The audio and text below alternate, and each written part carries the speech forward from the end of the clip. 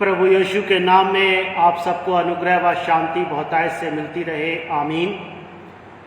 प्यारे भाई बहन, कल रविवार है और कल कलीसिया में साप्ताहिक जो आराधना सभाएं आयोजित की जाएंगी। परमेश्वर प्रत्येक जन की सहायता करे कलीसियाई आराधना में सहभागी होने में। परमेश्वर आपकी सहायता करे, कल की आराधना में ज़रूर शामिल होइए। परमेश्वर आपको आशीष प्रदान करे। आप जिस कलीसिया में जहाँ भी आप सहभागी होते हैं, कलीसियाई आराधना में सहभागिता के महत्व को समझते हुए कल की आराधना में ज़रूर शामिल होइए। प्रभु आपकी सहायता करे। इस बात को याद रखिए कि जो 18 वर्ष से बीमार, कमज़ोर, निर्बल करने वाली दुष्ट आत्मा जिस स्त्री के अंदर थी, जो कुबड़ी हो गई थी और वो आराधनालय में थी, सो परमेश्वर सहायता करे। सप्त के दिन वो आराधनालय में थी, हम लोग रविवार की आराधना में।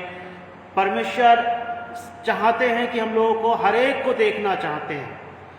प्रभु ने उस स्त्री को चंगा किया, उसकी दशा को देख करके कि 18 साल से ये इस दशा में है, दुष्ट आत्मा के द्वारा पीड़ित है। और प्रभु आपसे भी कल की आराधना में अवश्य ही अपने वचन के द्वारा कुछ ना कुछ बात करना चाहते हैं। कुछ बातों का अवश्य ध्यान प्रत्येक जन को रखना चाहिए जो कलीसियाई आराधना में शामिल होते हैं। हालांकि बहुत सारे लोग इन बातों का ध्यान रखते हैं, लेकिन कुछ लोग नहीं भी रखते हैं। प्रभु उन लोगों की सहायता करे।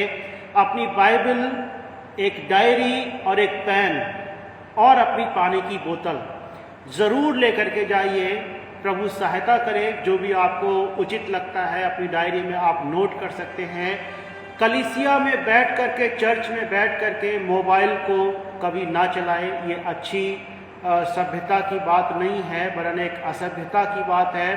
परमेश्वर आपसे आपकी बातों को सुनना चाहते हैं। परमेश्वर चाहते हैं कि कल आप आराधना में सहभागी होकर के प्रभु की महिमा करें, प्रभु का नाम आपके द्वारा महिमा को प्राप्त करें। और प्रभु चाहते हैं कि प्रार्थनाओं के साथ कलीसियाई आराधना में सहभागी हों। प्रभु आपकी सहायता करे कि प्रार्थना करें। जो भी आप आराधना में गीत गाएं, स्तुति प्रशंसा करें, वो सब प्रभु को भाने पाएं। प्रार्थना करें कि परमेश्वर आपको सबको सुनने के कान दे, ताकि जो भी वचन वक्ता महोदय के द्वारा प्रचार किया जाए उसको आप समझ पाए और उसको आप अपने जीवन में सुनकर, समझकर, ग्रहण कर पाए, ताकि वो वचन फलवंत हो। प्रार्थनाओं के साथ ही कलीसिया आराधना में सहभागी होना चाहिए।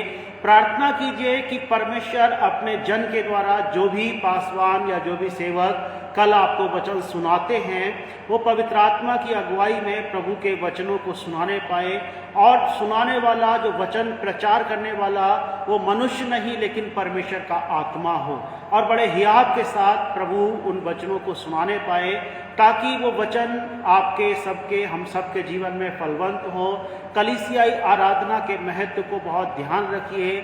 जो लोग कलीसिया की आराधना में सहभागी नहीं हो पाते किन्हीं भी कारणों से, एक बात को याद रखिए, चाहे कारण कोई भी हो, कोई बंधन हो, कोई रुकावट हो, अगर आपके हृदय में विश्वास और इच्छा है तो प्रभु मार्ग खोलने के लिए तैयार है। हो सकता है कि आपके सामने बहुत से डिस्टरबेंस हो, बहुत सी रुकावटें, बाधाएं हो, लेकिन आप एक बात को याद रखिए कि प्रभु सारी बाधाओं को दूर करने में हमेशा सक्षम है और वो प्रभु सहायता करेंगे।